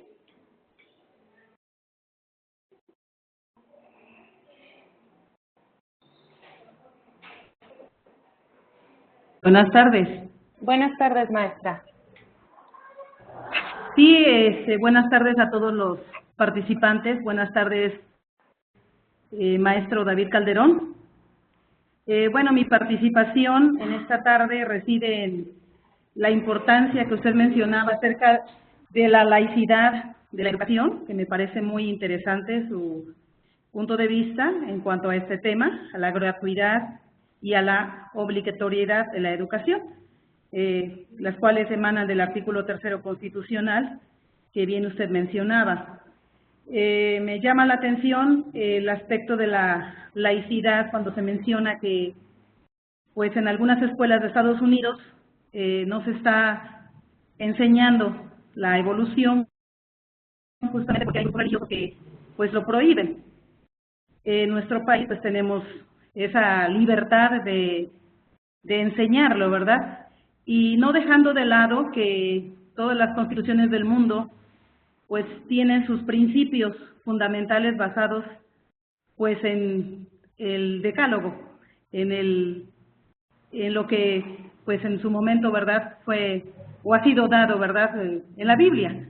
Y justamente pues en mi experiencia personal, en mi práctica docente, he tenido la oportunidad de compartir con los niños el conocimiento en cuanto a la ciencia, pero el ser humano también es espiritual y necesita en su momento pues una orientación guiada que pueda ayudarle en principios bíblicos o principios más que nada morales, y en su momento pues sí pueden beneficiar su vida en cuando se encuentran atravesando por una situación difícil, compleja, en la que tienen que ordenar muchas veces su vida, su proyecto de vida también, ¿no? Hablando de nuestros adolescentes, trabajo en telesecundaria y me toca el día a día, ¿verdad? Ahí con los jóvenes, que son un complejo mundo de situaciones ahí problemáticas para ellos de todo tipo. Y entonces me ha tocado compartir con ellos no solamente lo que es la ciencia, y yo comparto que tengamos que hacerlo porque forma parte de la formación, pero también en su momento compartir con ellos la otra postura. Sí, existe también la postura creacionista, y por qué no también ver las dos partes, ¿no? Y que ellos, bueno, pues de acuerdo también a sus creencias, de acuerdo a su fe, pues ellos puedan tomar decisiones, porque son personas pensantes que también pueden ellos, pues, dirigir, ¿verdad?, su vida y regirse por la parte que ellos más, crean y les convenga, ¿verdad? Tienen esa libertad. Entonces, eso sería la parte en cuanto a la laicidad. En cuanto a la gratuidad, ahí en la comunidad donde me toca trabajar, y lo hago con mucho gusto y estoy muy contenta de participar en este diplomado porque sé que me va a aportar las herramientas para ahora sí lograr mejoras en esa comunidad. Estoy muy entusiasmada, la verdad, de obtener, ¿verdad?, esos conocimientos, esas habilidades, desarrollar esas actitudes para beneficiar, crear un impacto positivo en ese lugar. Y en cuanto a la gratuidad, ahí pues vemos con tristeza que los apoyos que llegan por parte del gobierno no son distribuidos de manera, ahora sí, oportuna, de manera atinente, y pues nuestros niños, en ese lugar donde trabajo justamente, hay mucho rezago, mucha deserción, y esto se atribuye a factores económicos, y que aunque la escuela pública está dando ciertos elementos, ¿verdad?, pero los padres de familia en esa comunidad carecen muchas veces de lo más necesario. Y bueno, ahí por ende, ¿verdad?, hablaríamos de lo obligatorio de la educación. Refiere a que cada niño tiene ese derecho, de lo que usted mencionaba y lo que se ha estado abordando durante este primer módulo, que tiene que ver con el derecho a aprender.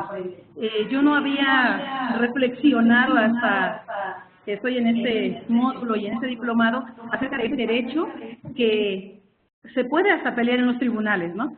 de la educación obligatoria y cómo nuestros niños y mis niños en esta comunidad, ¿verdad? Pues son ahora sí sujetos que pueden reclamar ese derecho y que nosotros los maestros, en mi caso como directora de ese plantel, es una escuela bidocente y en la que pues tengo muchas dificultades también de acceso para llegar a la comunidad. Ahorita ha llovido bastante y los caminos son deplorables y nuestro estado, el estado de Veracruz, pues, está atravesando por una situación muy difícil, pero con mucho entusiasmo llegamos y bueno, yo estoy en todo el compromiso, ¿verdad? Y en acuerdo con mi otro compañero de trabajar para hacer válido este derecho a aprender. Entonces, en eso reside mi intervención, en los rasgos de la educación laica, gratuita y obligatoria. Muchas gracias, maestro, y muchas gracias a todos.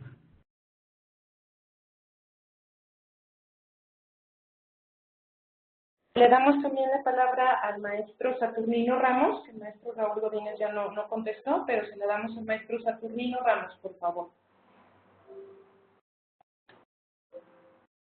Buenas tardes. Buenas tardes, maestro. ¿Sí me escucha? Muy ¿Sí me bien. escucha? Ah, gracias, mire.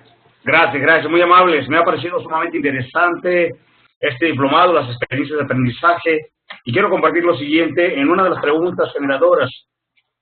Dice así: ¿qué le hace falta a tu escuela para convertirse en una comunidad de aprendizaje orientada al derecho a aprender? Y respondo: le hacía falta, con todo respeto, un director visionario, dinámico, innovador, entusiasta y con el perfil idóneo para ser agente de cambio que implemente a corto plazo la modalidad de comunidades de aprendizaje en la que se involucre a padres de familia, maestros, alumnos y autoridades responsables mediante un liderazgo transformacional, formador de una nueva cultura organizacional. Tengo 3 meses en experto director y estoy emocionado también, y una edad ya de 50 y tantos y un poco más. Por lo tanto, es lo que requerimos, dispuestos a cambiar, dispuestos a garantizar el derecho de los niños a aprender y con un espíritu innovador, creativo siempre. Y la pregunta, ¿cómo motivar? Pues estando convencidos de que los directores viejos y actuales, solamente dispuestos a renovarse, es como podemos transformar lo que ocurre en nuestras escuelas. Gracias, doctor David Calderón.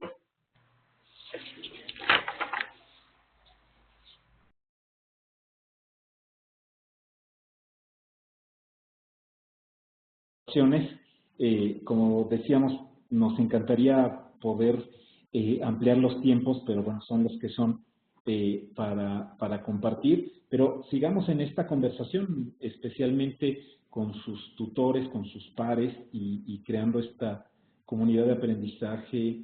En principio somos 400 que estamos aquí, es una oportunidad única, es una muestra del talento y el compromiso de este país tener a estos directores, porque todos ustedes hicieron un montón de pasos para poder llegar aquí, para poder tener este espacio de tiempo. Sabemos que se lo están quitando al descanso, a la familia, a la planeación en la escuela, y mucho de verdad lo apreciamos. Decía la maestra Griselda que la laicidad no está peleada con el tema de los principios universales, y totalmente de acuerdo. La verdadera laicidad no puede ser antirreligiosa, porque entonces sería un sesgo injusto para la conciencia de nuestros alumnos, que tienen derecho a seguir su conciencia en cuanto a tener convicciones religiosas o no tenerlas. Lo que es fundamental es que estos principios universales, aunque puedan tener una u otra referencia, siempre sean planteados por nosotros, precisamente en el desarrollo de una conciencia universal y solidaria y nunca excluyente.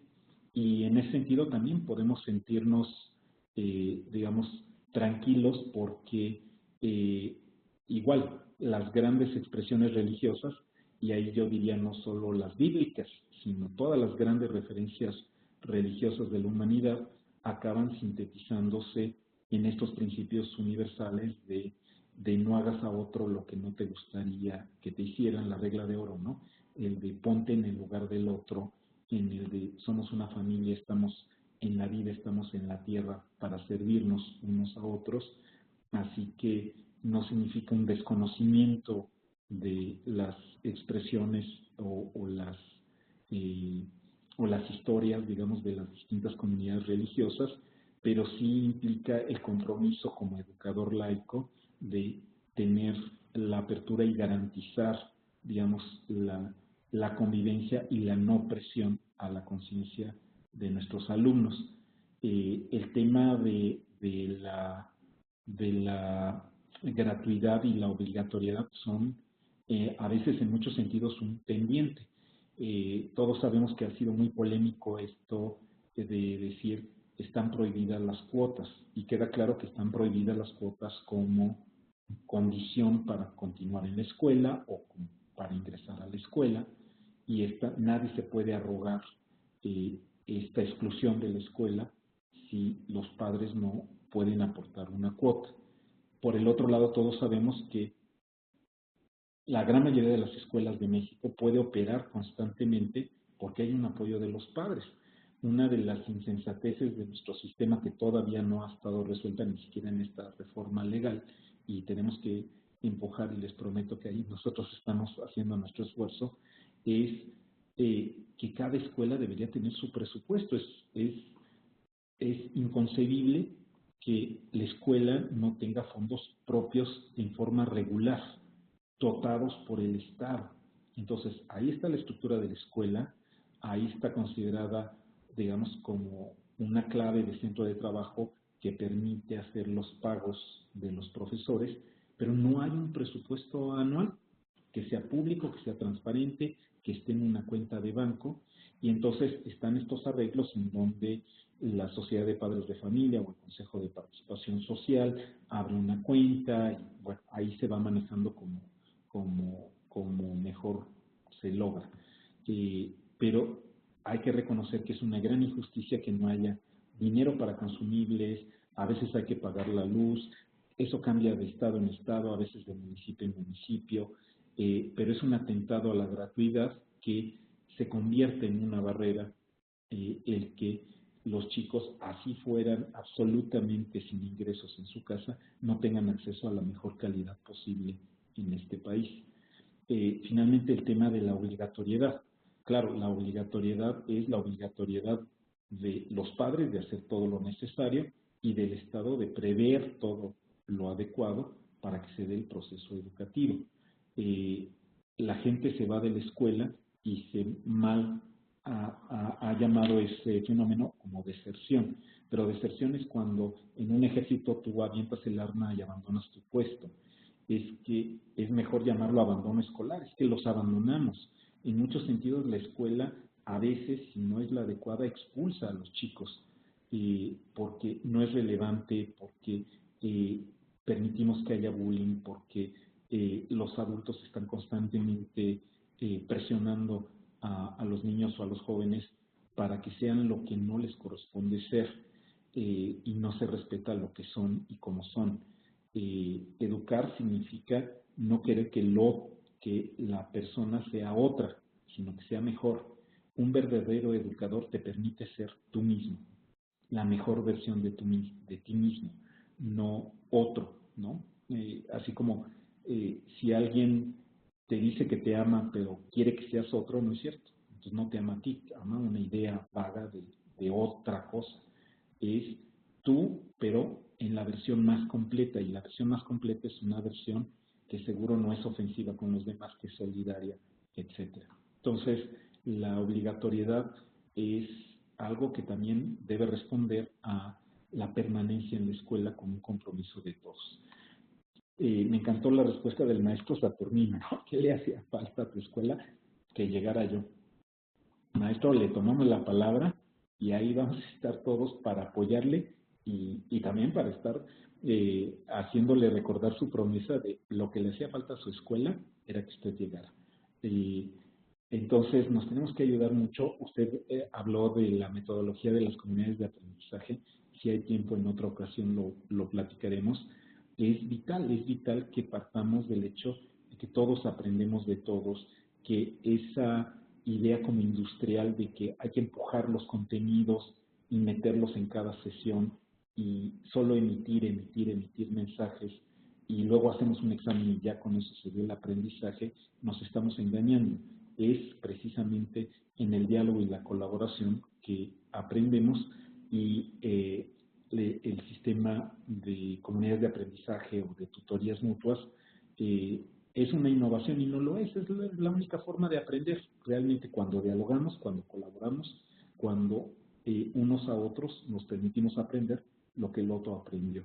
Y todo eso por la vía de un educador experto y de un director comprometido e innovador.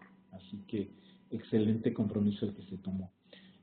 Estamos ya acercándonos al final de la sesión, entonces quiero compartir con ustedes estas últimas reflexiones.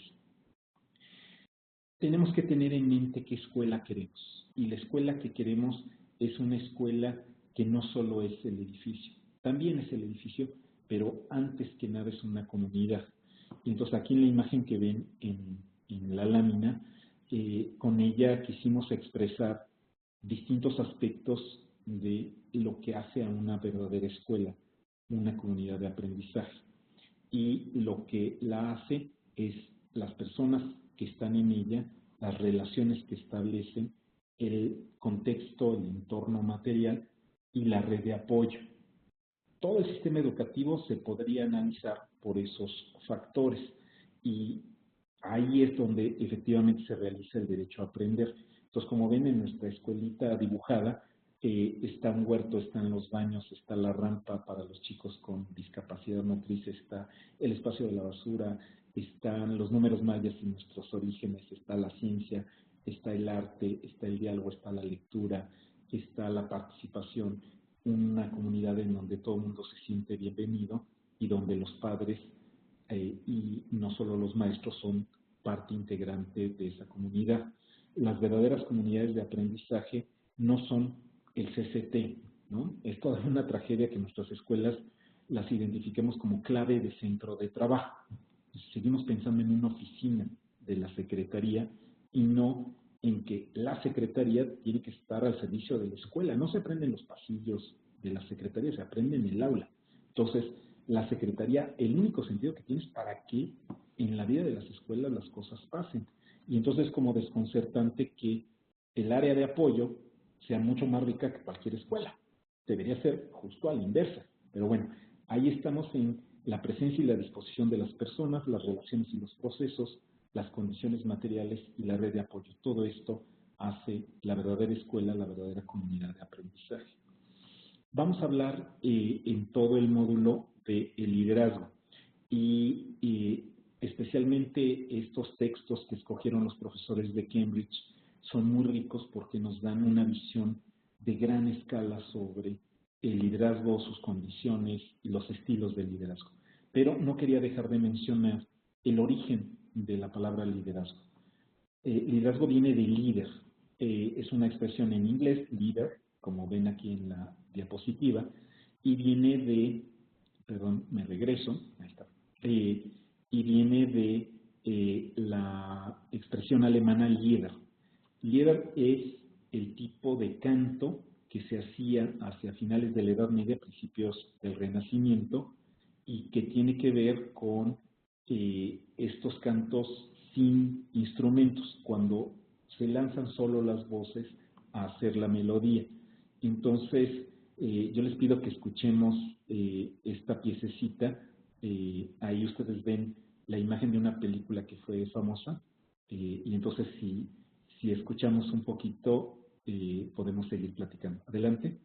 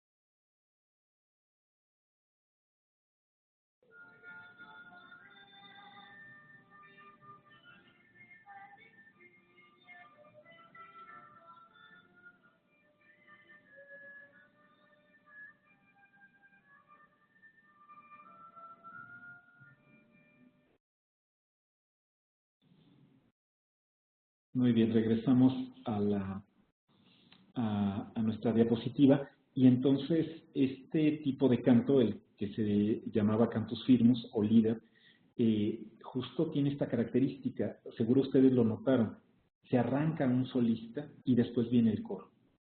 El solista se caracteriza porque tiene una voz especialmente clara, es un talento que tiene, pero que educó con el esfuerzo y que le permite estar como en diálogo con el coro y entonces darle la entonación. Así es como podemos ver al director.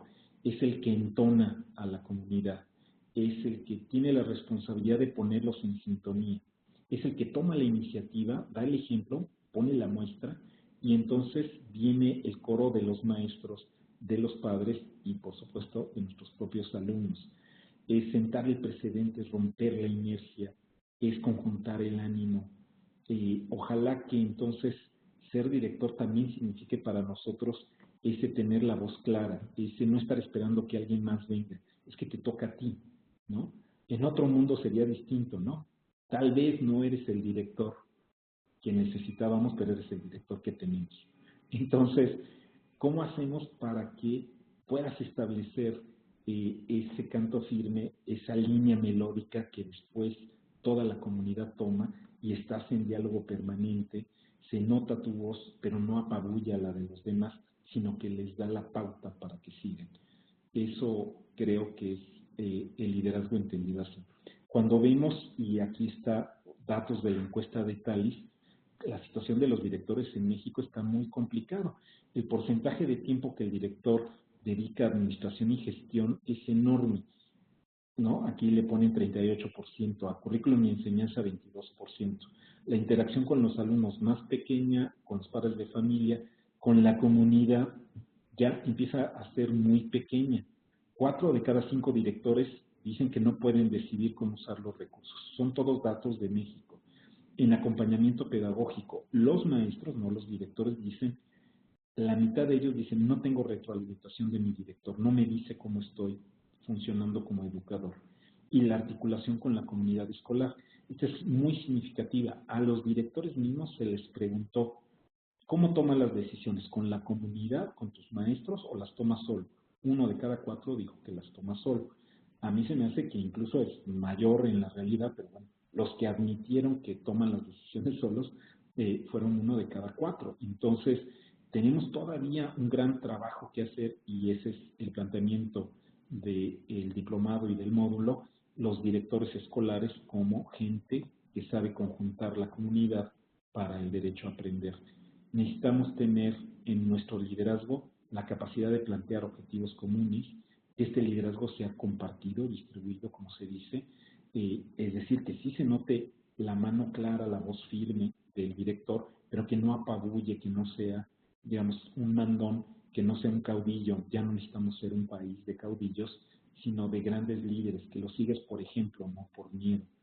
Es un responsable, y así lo marca la ley, del aprendizaje profesional de sus maestros, tiene una tarea de observación en el aula que hay que aprender a hacer, es el responsable del clima de la escuela, tiene que establecer estas redes de aprendizaje con sus maestros, pero con sus pares, y para eso también el consejo de zona es tan importante, y sobre todo en este momento tan delicado, en donde hay tanto conflicto a propósito de la evaluación, porque a veces no se entiende, tenemos que conservar para los niños, para los maestros, para nosotros mismos, la evaluación como un momento no al final del aprendizaje, sino como un momento del aprendizaje.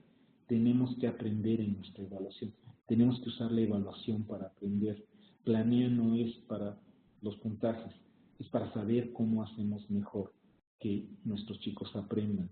La evaluación de desempeño no es para cumplir, digamos, ahí con el expediente, es para saber qué tengo que reforzar para continuar en aquello que ya está fuerte, para ampliarlo y compartirlo con otros. Entonces, recapitulamos. Ya vemos los retos principales que hay en nuestra comunidad y hay que desarrollar una capacidad de diagnóstico muy profunda. El diplomado busca hacer ver estas competencias que debes desarrollar, directora, director, para ser un líder efectivo no de una comunidad escolar, de esta comunidad escolar. Por eso muchas de las actividades están totalmente ligadas a lo que haces cotidianamente. Se trata de una gran invitación a aprender, a seguir aprendiendo, a que ya dedicaste tu vida a aprender. Y por lo tanto no te imagines que ese dedicarse a aprender es que los demás aprendan, es que aprendas con ellos, es que aprendas de ellos, es que les ayudes a aprender. Y la única forma en que lo vas a hacer honesta y completamente es seguir aprendiendo tú, convertirte en el principal aprendiz de tu escuela. Esto, maestros, era lo que quería compartir con ustedes. Les agradezco muchísimo el que hayamos compartido estas 2 horas. Y de nuevo a Luz María, a todo el equipo del TEC de Monterrey, a mi compañero maestro, el maestro Fernando Cruz, que está acá conmigo desde México. De verdad, muchas gracias, mucho éxito, mucho ánimo para todo lo que sigue. Y bueno, seguimos en el diálogo y a sus órdenes. Gracias. Por inspirarnos y compartirnos tanto, y bueno, pues realmente una invitación, maestros, a ponernos al corriente en nuestras actividades. Los que no hayan entregado todavía algunos de sus trabajos, por favor, que no se sientan desanimados si de pronto uno no lo alcanzaron a mandar a tiempo. No crean que ya no se pueden poner al corriente, siempre los tutores están abiertos a escucharlos, a saber qué pasa. Los invitamos a que se pongan en contacto con sus tutores, porque tenemos que terminar este diplomado todos juntos, así como empezamos, y con todo ese mismo ánimo. Entonces, pues, aprovechemos estos 3 días de asueto para ponernos a trabajar en lo que tengamos que estar al corriente. Les deseamos la mejor de las suertes, y acuérdense que no están solos, somos un equipo muy grande de gente que estamos acompañándolos. No duden en contactarnos para ayudarlos en lo que necesiten. Muchísimas gracias a todos y que pasen un lindo fin de semana. Gracias, David. Cuídate, adiós.